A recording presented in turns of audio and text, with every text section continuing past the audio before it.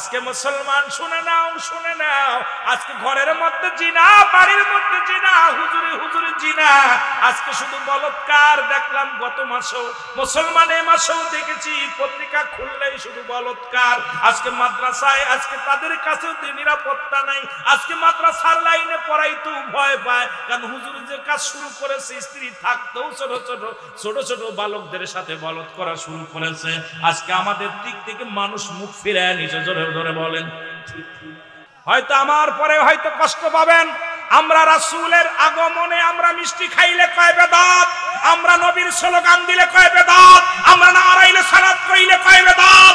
আর যিনি জিনা করে পরের নারী নিয়ে আজকে দুনিয়ার মধ্যে ধরা পড়ে, এই সমস্ত মানুষ বাইর হলে তাদের জন্য কাতারে কাতারে মিষ্টি খায়, তাদের জন্য স্লোগান দেয়, এত সে কত বড় নবী আপনাদের বলেন ঠিক কিনা?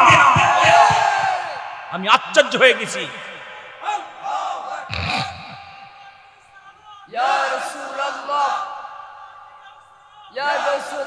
আমি আল্লাহের কসম করে বলতেছি, এ মুসলমান, আপনাদের জাগতে হবে, আপনাদেরকে আবার জাগতে হবে, শাহজালালের মতো, শাহপরানের মতো জাগতে হবে। আর ঘুমানোর সময় নাই। রাসূলের স্লোগান দিলে, মিলাদ নবীজির শানে জুলুস করলে, কুমিল্লার মানুষ যখন জুলুস করে এটা বন্ধ করার জন্য পায়তারা শুরু হয়। আমরা মিষ্টি বিতরণ করলে এটা নাজায়েজ হয়। আর আজকে যারা নারী নিয়ে ফুর্তি করে তারা বাইর হলে মিষ্টি বিতরণ করে কোন ফতোয়া দিয়ে? কথা বলেন না কেন? যারা বলেন কথা বলেন না কেন? রাগ করেন? হয়তো আমার উপরে অ্যাকশন আসবে, ভয় করি না, ভয় করি না। আমি কষ্ট পেয়েছি, আমি কষ্ট পেয়েছি। এগুলো বলতে হবে যে একটু বাংলাদেশ, এদেশে জিনার শাস্তির বিধান শোনেন। হুজুর আছে যার হাতে হাজার হাজার আলেম হয়েছে, প্রিন্সিপাল ছাড়াইছে। আপনারা একটু খেয়াল করেন, যে ব্যক্তি জিনা করে এটা বলে হলো জিনা, বললাম যুবক যুবতী, অবিবাহিত নারী, অবিবাহিত পুরুষ। আর বিবাহিত নারী, বিবাহিত পুরুষ যদি জিনা করে, জিনার শাস্তির বিধান শোনেন। মিষ্টি বিতরণ তো দূরের কথা, ওর বিধানটা শুনে নেন, তারপর আমার বিচার করেন। বিচার হলো, যে ব্যক্তি বিবাহিত নারী, বিবাহিত পুরুষ জিনা করবে, শাস্তির বিধান হলো তাকে বুক পর্যন্ত না মাটির নিচে পুঁততে হবে, কঙ্কার ছুঁড়ে মারতে হবে, পাথর ছুঁড়ে মারতে হবে। যতক্ষণ পর্যন্ত মৃত্যুবরণ না করবে ততক্ষণ পর্যন্ত তার মার বন্ধ হবে না। নিশ্চিত হয়ে যাবে উনি মারা গেছে, এইবার তাকে মাটি খুঁড়ে উঠাইতে হবে। উঠাইয়া তাকে দিবালয়ে মানুষের সামনে কুকুর শিয়াল দিয়ে লাশটা খাওয়াইতে হবে। এই লাশের দাফন পাবে না, এই লাশে কাফন পাবে না, এই লাশে কি পাবে না? জানাজা পাবে না। আর আমার দেশে ওই সমস্ত মৌলবীর গোষ্ঠী জিনা করার পর ফুলের মালা পায়। আমার দেশে ওই সমস্ত মৌলবীর গোষ্ঠীরা জিনা করার পর মিষ্টি বিতরণ হয়। সুতরাং এই দেশে ইসলাম কায়েম হচ্ছে না, হচ্ছে না, হচ্ছে না। জোরে বলেন ঠিক কিনা? কথা কি বুঝতে পারছেন? শাস্তির বিধান শুনছেন? উনি কি বিবাহিত না অবিবাহিত? তাহলে উনি বিলে না, যত বিবাহিত নারী, যত বিবাহিত পুরুষ জিনা করবে, সে যত বড় কুতুব হোক, সে পীর সাহেব হোক আর মৌলবী হোক, যত বড় ব্যারিস্টার হোক, ইসলামের বিধান মানলে, কোরআনের বিধান মানলে তাকে কুকুর শিয়াল দিয়ে খাওয়াই দিতে হবে। আর তাদের ফুলের মালা দিয়ে হাজার হাজার জনগণ, হায় রে মানুষ, হায় রে আবু লাহাবের দলের লোক, আবু জাহেলের দলের লোক। আবু জাহেল ছিল জ্ঞানীর পিতা, আবুল হেকাম জ্ঞানীর পিতা। নবীকে না মানার কারণে আবু জাহেল মূর্খর আব্বা, যার কারণে এই সমস্ত আবু জাহেল গুলো ফুলের মালা নিয়ে বয়া থাকে, মিষ্টির টুকরা নিয়ে বয়া থাকে। তারা এখনো ইসলামটাকে ক্ষতি করতে চায়। এরা জন্মটাই হয়েছে জিনার মধ্যে। জোরে বলেন ঠিক কিনা? আরো জোরে বলেন ঠিক কিনা? এটা গল্প বলবো? কথা কন, গল্প বলবো? টাইমই তো পাবো না। গল্প হলো, আমাদের দেশের অবস্থা, যদি কোনো হিন্দু থাকেন আমি আগে ক্ষমা চাই, কারণ আমি সূরা তাওবা যেদিন পড়েছি 6 নম্বর আয়াত। কত নম্বর? 6 নম্বর। সূরা তাওবা 6 নম্বর আয়াত। আল্লাহ বলে, হাবিব, আপনার কদমের মধ্যে যদি কোনো অমুসলিম যায়, সর্বপ্রথম তাদের বসতে দেন। যদি তারা নিরাপত্তা চায় নিরাপত্তা দেন, যদি নিরাপদ স্থানে পৌঁছে দিতে বলে পৌঁছায় দেন, যদি সাহায্য চাই সাহায্য। কার ঘোষণা? হুজুর সাক্ষী, ওলামা একরাম সাক্ষী, সবাই ধরে রাখবেন। সূরা তাওবা 6 নম্বর আয়াত। এই জন্য আমি কোন হিন্দু অমুসলিম যদি থাকেন, অধর্মীরা থাকেন, কষ্ট পাবেন না, বোঝানোর জন্য বলতেছি। উত্তপ্ত গরমের ভিতরে 52 ছেলেকে নিয়ে যাইতেছে মায়। কে যাইতেছে? বাউনের ছেলে নিয়ে যাইতেছে মা, মা আর বাউনের ছেলে দুজন যাচ্ছে নানা বাড়ি বেড়াইতে। তো উত্তপ্ত গরমে পিপাসায় কাতর হয়ে গেছে। কাতর হওয়ার কারণে ছেলে বলতেছে, মা গো পিপাসা লাগছে প্রচুর, আমার জল খাইতে হবে, জল। তা কইছে, বাবা জল ডান পাশে মুসলমান বাড়ি, বাম পাশে মুসলমান বাড়ি, আমরা হলাম বাউন, তোমার বাবা হলো বড় বাউন, তুমি পানি খাইলে ইজ্জত চলে যাবে জল খাইলে। এখন মুসলমান বাড়ি ঘটি চায়া খাবে, এটা ঠিক হবে না। কইছে, মা আমি তো আর হাঁটতে পারি না, আমার একটু খাবার দাও, পানি দাও। তো বাবা যাও পানি খাবা, তবে কোনো পাতিল চেয়ে খাবা না, টিবল চাইপা হাতে ধরে খাবা। এখন টিবল চাইপা পানি খাইতে গেছে, যা পর দেখে বাড়িতে রান্না করতেছে গরুর গোশ। কিসের গোশ? মুসলমানের বাড়ি কিসের গোশ? আপনারা যাই বলেন, মুরগি খান আর খাসি খান, গরুর গোশের উপরে স্বাদ নেই। জোরে বলেন ঠিক কিনা? গরুর গোশের একটা ঘিরান আছে খুব সুন্দর। এই ঘিরানটা যখন পাইছে, ছেলে বলতেছে, ও চাচি আপনারা কি রান্ধেন গো? কই গোস্ত রান্ধতেছে। কই আমার আম্মা তো গোস্ত রান্ধে, এত ঘিরান হয় না। এইটা এত ঘিরান কেন? কই এটা আমরা গরুর গোস্ত। কই গরুর গোস্ত এক পিস দিবেন? কথা বুঝলেন? কই বাবা খাবি নি এক পিস? কই দিলে খাইতাম। এখন গরম গরম তো বাউনের ছেলের গরম গরম পাতিল থেকে উঠাই দিছে, এটা খাইতে একটু সময় লাগছে, গরম গোস্ত সময় লাগছে। মা তো ঘরের মধ্যে দাঁড়ায় আছে, ছেলে আসবে কখন, রাস্তার ভিতরে দাঁড়িয়ে আছে, একটু দেরি হয়ে গেছে। বলতেছে পানি খেয়ে গেছে। কয় বাবা এত দেরি হলো কেন? কয় মা তুমি গর্ভধারিণী মা, আমাদের বাউন শাস্ত্রে আছে মিথ্যা বলা যাবে না, এখন আমি বাউনের ছেলে মিথ্যা বলবো না মা। ও মা পানি খাইয়া দেখি ওই বাড়িতে গোস্ত পাকাইতেছি, এত ঘিরান আমি সহ্য করতে পারি নাই, এক পিস চেয়ে খাইয়া আইছি, এক পিস চেয়ে খাইয়া আইছি। করছে বাবারে তুই না বাউন, বাউনের ছেলে তুই গোস্ত খালি? কয় আমার ভুল হয়ে গেছে। কয় বাজার ভুল তো তুই করিস নাই, ভুল তো আমি করছি, তোর জন্মটাই মুসলমানে দিছে। কথা বোঝেন নাই? ভুল তো তুই করিস নাই, ভুল করছি আমি, কারণ তোর তো বাউনে জন্ম দেয় নাই, জন্মই মুসলমানে দিছে, এই জন্য গরুর গোস্ত করা দিছে। কথা বলছেননি? আজকে যারা ওই সমস্ত জিনাকারীদের পক্ষে স্লোগান গায়, তাদের কোথায় জন্ম হয়েছে আপনারা এটা বুঝে নিন। জোরে বলেন ঠিক কিনা? আরো যারা বলেন ঠিক কিনা? সুতরাং আমরা যারা সুন্নি, আমরা দাবি করি আমরা কখনো জিনা ব্যভিচারের পক্ষে নয়, জিনা ব্যভিচার লুচ্ছামি বদমাইশের পক্ষে আমরা নাই। জোরে বলেন ঠিক কিনা? আরো যারা বলেন ঠিক কিনা? একটু মহব্বতের সঙ্গে দুরূদ শরীফ পড়েন। আল্লাহুম্মা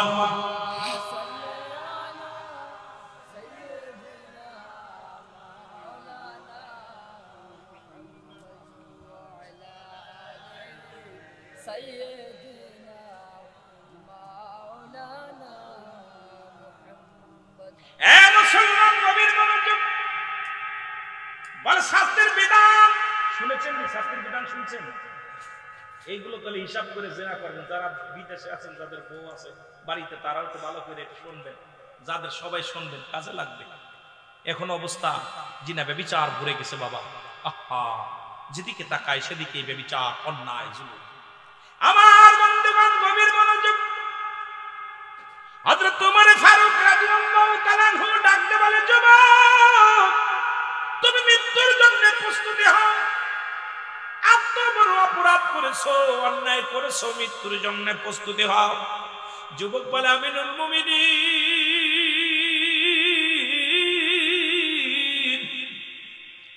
আপনি আমার বিচার করবেন, আমি আপনার বিচার মেনে নিলাম, তবে আমার বিচার করার আগে আমার বাবার বিচারটা আগে করা লাগবে। কার বিচার? বাবার বিচার। কথা বলেন জি, বাবার বিচারটা, বাবার বিচার করা লাগবে। খাত্তাবের বেটা উমর ডাকতে বলে, যুবক তুমি কি বলতে চাও?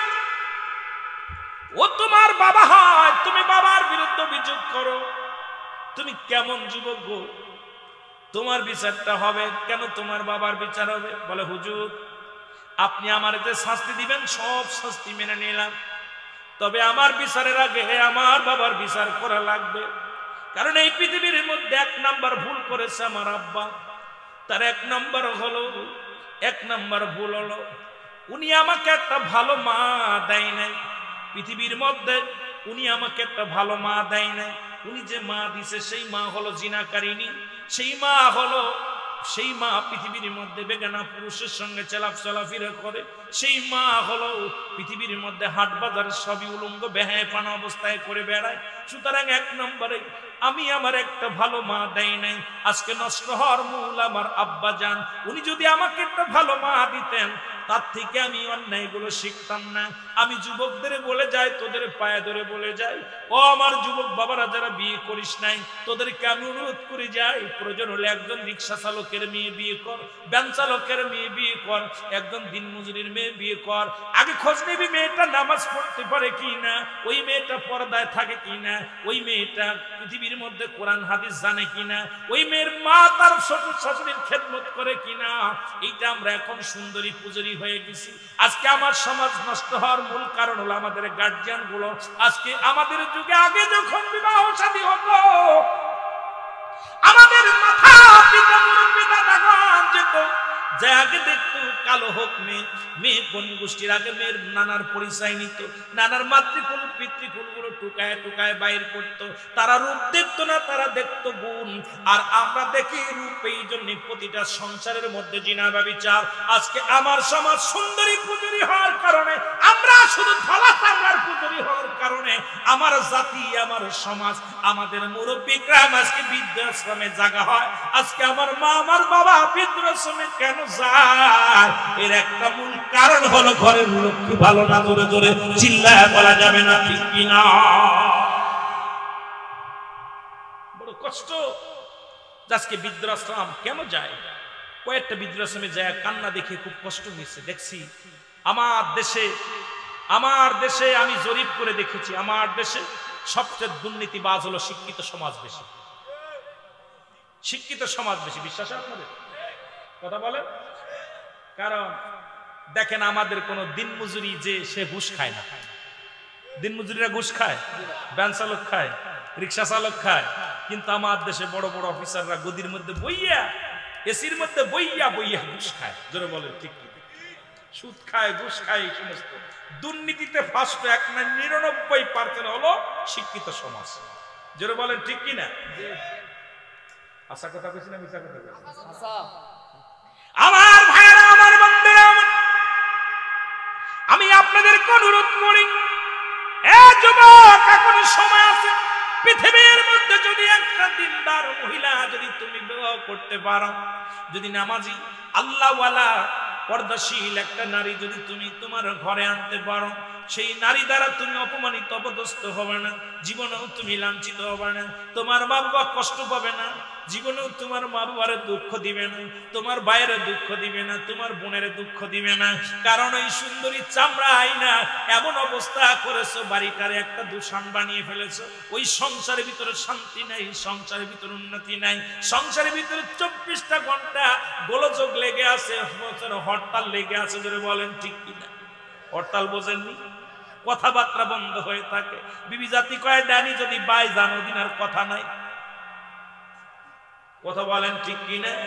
আমার বাবারা, 2 নাম্বার অপরাধ হলো মুসলমান। আমার এই 1 নাম্বারের মধ্যে যায় আমার মা বোনেরা যারা আলোচনা শুনতেছেন, আমি আপনাদের অনুরোধ করব, এর আগে আপনার দাদি, আপনার নানি, আপনার মাকে বলবেন, মা ও আমার দাদি, আমার নানি, তুমি একটা রিক্সা চালকের সঙ্গে বিয়ে দাও, ভ্যান চালকের সঙ্গে বিয়ে দাও, কি সান্দাই সেই ছেলের সঙ্গে বিয়ে দাও, দুঃখ নাই। দেখবা শুধু ছেলেটা 5 ওয়াক্ত সালাত আদায় করে কিনা, ছেলেটা কি হালাল খোর বান্দা। আমরা দেখি এখন কত টাকা বেতনে চাকরি করে ছেলে, কত টাকা ঘুষ খায়। আরে পড়া কপাল, আসন 3 তলা বানাইলি, এর মধ্যে তোর হারাম টাকা কয়টা আছে একবার হিসাব করে দেখ। 10 তলা বানাইলি, হারাম টাকা কতগুলো আছে। সরকার যেটা বেতন দেয় এটা দিয়ে যদি ঠিক মতো চলো, 2টা লবণ ভাত খাওয়া যায়, তুই 4 তলা 5 তলা বাড়ির মালিক কেমনে হলি? তার মানেই তোর আছে সুদখোর, তোর মধ্যে আছে ঘুষখোর। আমার দেশে যদি পিয়নের হয় 3টা বাড়ি, আমার দেশে মন্ত্রণালয়ের পিয়নের হয় 3টা বাড়ি, 5 তলা করে বাড়ি, বোর গাড়ি আলাদা, মেয়ের গাড়ি আলাদা, ছেলের গাড়ি আলাদা। এ দেশে ইসলাম প্রচার করব কেমনে বুঝি আসে না। জোরে জোরে চিল্লায়া বলা যাবে না, ঠিক কিনা? বড় আশ্চর্য। আমি বলবো বাদান নাই, আমার মা বোনেরা শুনে নেন, আমি বলবো না তুমি বক্তা বিয়ে করো, আমি বলবো না আলেমরা বিয়ে করো। জানি এত আলেম পাবা কই, এত বক্তা পাবা কই? তুমি চাইবা বাবা একটা হালাল খোর বান্দা, একটা হালাল খোর বান্দা, একটা নামাজি ব্যক্তি, সত্যবাদী, আল্লাহওয়ালা এমন একটা ছেলের সঙ্গে যদি তোমার বিয়ে হয়, এই দুনিয়ার মধ্যে শান্তি, দুনিয়ার মধ্যে শান্তি।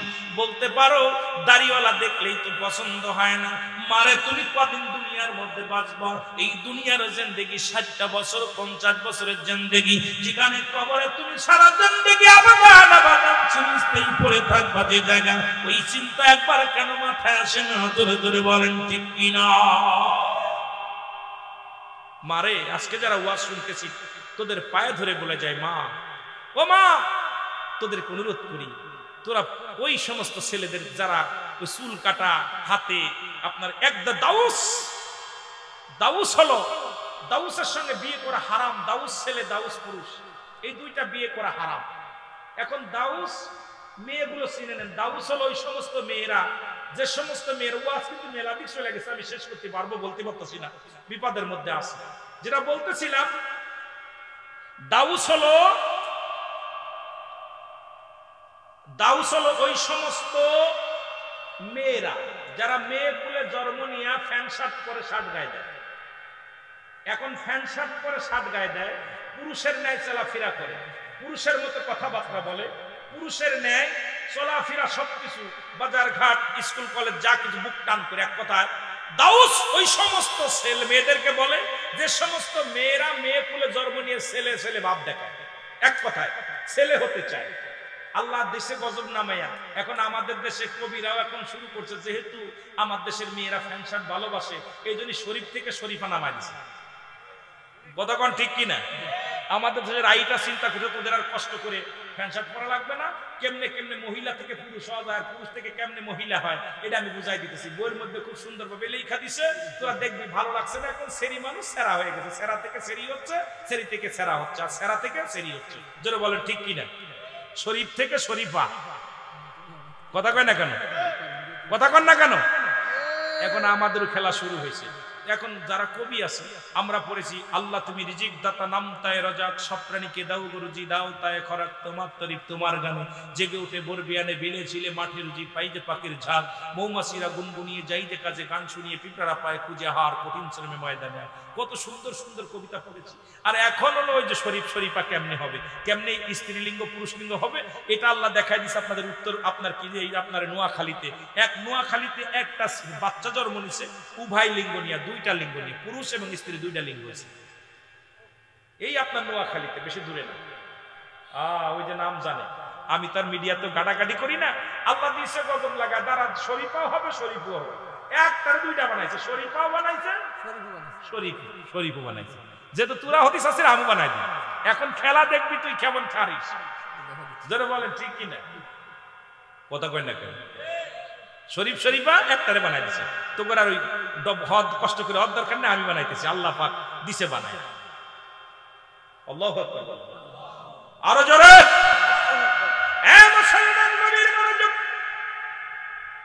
দাউস ওই সমস্ত ছেলেরা, যে সমস্ত ছেলেরা ছেলে কোলে জন্ম নিয়ে কান ফুরায়, নাক ফুরায়, গলার মধ্যে সোনার চেন দেয়, হাতের মধ্যে বালা দেয়। এক কথায় মহিলা হতেছে। আমার দেশে অনেক বিদেশি ছেলেরা বাড়ি আইয়া গলায় সোনার চেন নিয়ে ঘোরে, হাতের মধ্যে বালা দিয়া ঘোরে, কানের মধ্যে দুল নেয়, কানের মধ্যে দুল নিয়ে উন্না টানে। এখন মহিলারা উন্না টানা বাদ দিছে, সেরিরা এখন উন্না নাই, সেরার গড়ায় উন্না।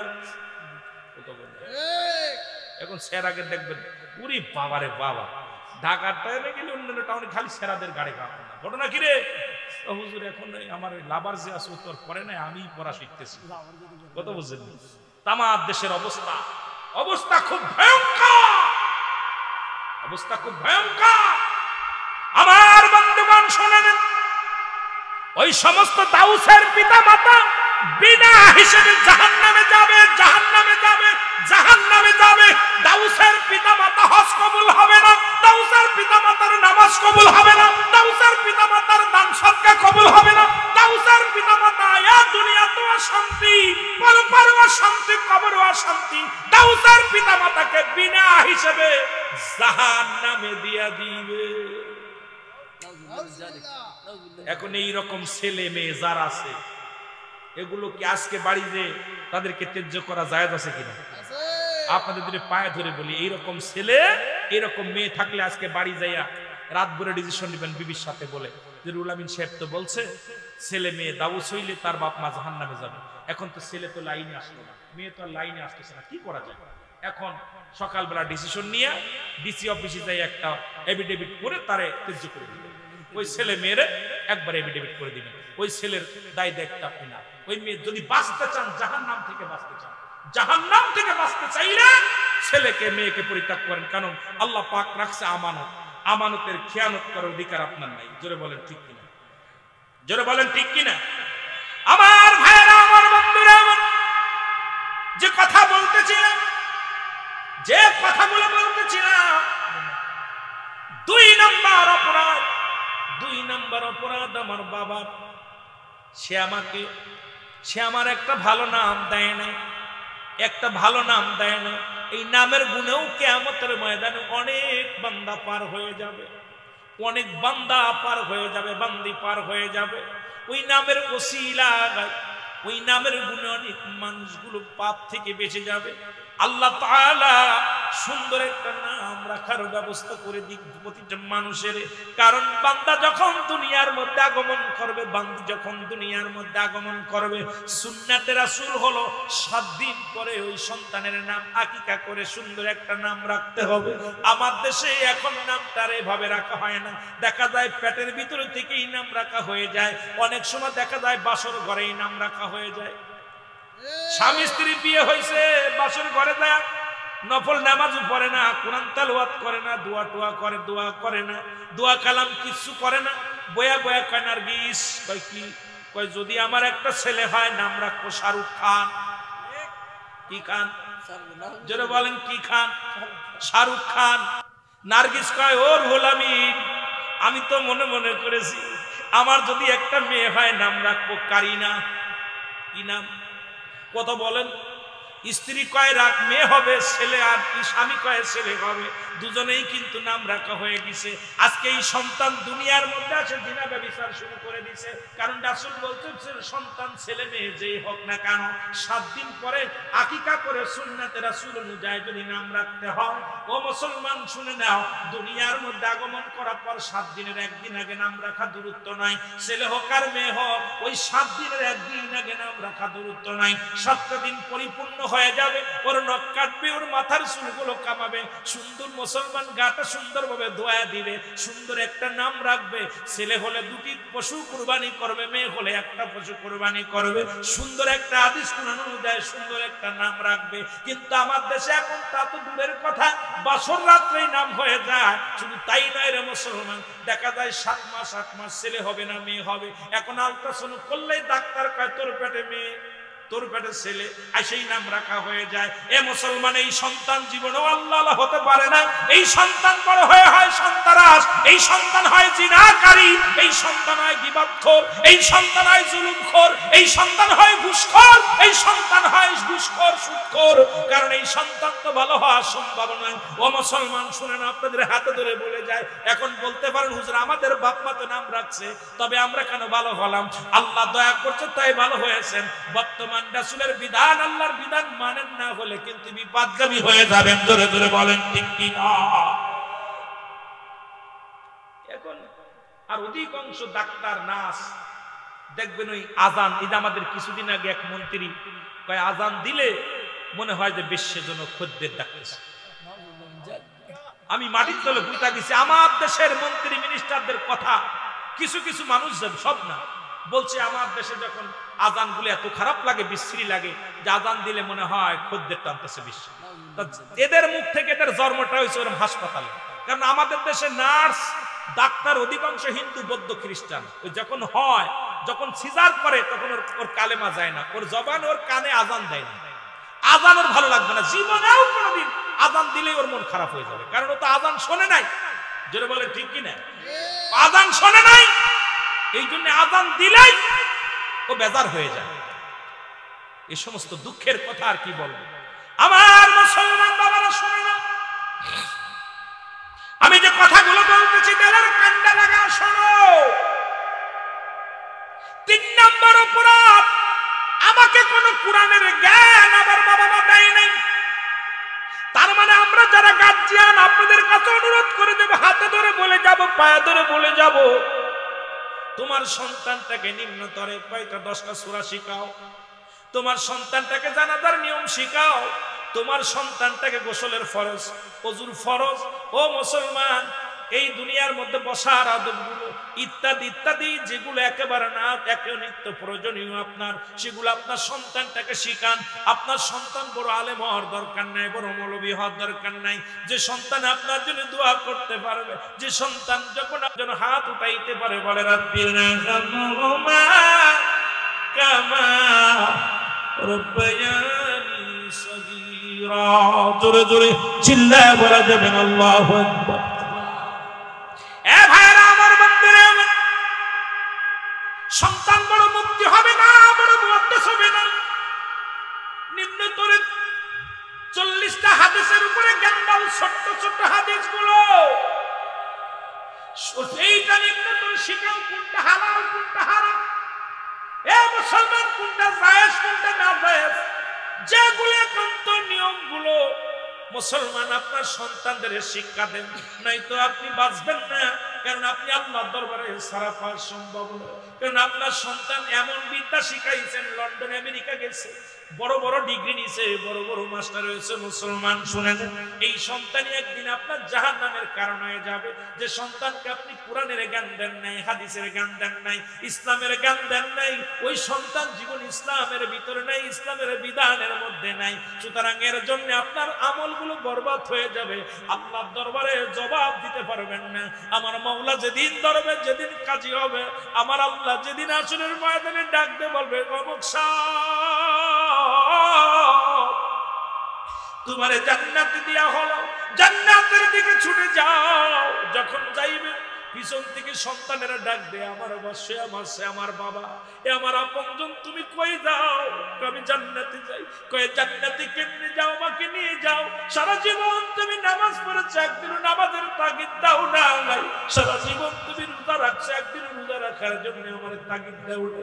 সারা জীবন আমি ভুল পথে চলেছিলাম, একদিন তুমি আমার সঠিক পথের দাওয়াত দাও নাই। একদিন তুমি তুমি লালন পালন করেছো, ইসলামের বিধান শিক্ষা দাও নাই। আজকে তুমি জান্নাতের দিকে যাও, আমাদেরকে জাহান্নামের ফেরেশতারা আমাদেরকে নিয়ে যায় জাহান্নামের দিকে তরাইয়া। আজকে তুমি কই যাও? লয়ে যাও, বারে লয়ে যাও। ওই জাহান্নামের মালিক ফেরেশতা মুসলমান শুনে নাও, ওই বাবাকে শুদ্ধ ধরে জাহান্নামের মধ্যে ছুঁড়ে মারবে। কারণ এই জান্নাতের মধ্যে যাওয়া সম্ভব হবে না। এই জন্য আমি আপনাদেরকে বইলা যাই, সন্তানাদি যা হয় আজ থেকে বিধান মানেন, ইসলামের বিধান মেনে জীবন করেন, তাহলে দুনিয়া আখিরাত দুইটাই কামিয়াব হবেন। জোরে জোরে বলেন।